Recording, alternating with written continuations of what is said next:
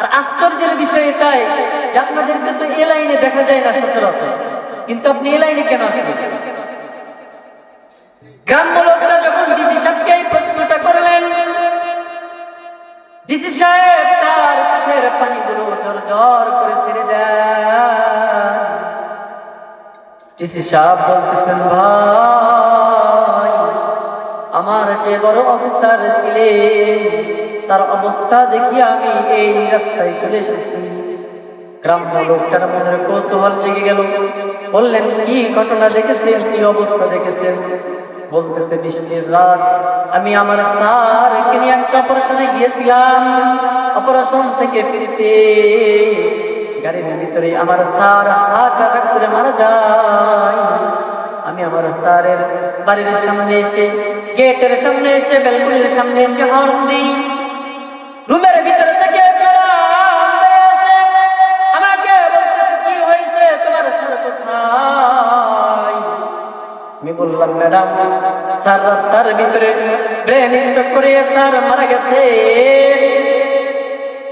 রুমের গেটটা খুলে দিন, লাশটাকে ঘরের ভিতরে উঠান। ম্যাডাম আর উপর থেকে নিচে আসলেন না, ব্যালকনির ওই সাইড থেকে বলতেছে, কোন শীত, আমার ঘরের ভিতরে ছোট ছোট বাচ্চা আছে। এই ছোট ছোট বাচ্চার ভিতরে ঘরের ভিতরে যদি আমি লাশটা উঠাই তাহলে আমার সন্তানরা রাত্রিবেলায় ভয় করবে।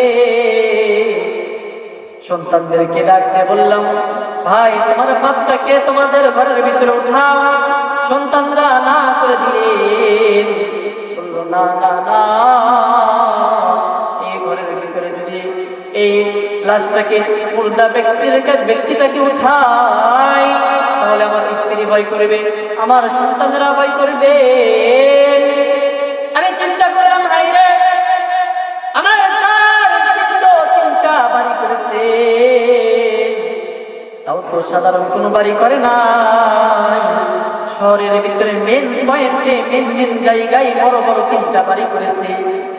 আমার স্যার তিনটা বাড়ি করার পর মৃত্যুবরণ করেছে। মৃত্যুবরণ করার পর যদি আমার স্যারের এমন অবস্থা হয়, আমি তো মাত্র একটা বাড়ি করেছি, তাহলে আমার মৃত্যুর পর আমার স্ত্রী, আমার সন্তান আমার সঙ্গে কি ব্যবহার পাই না করবে?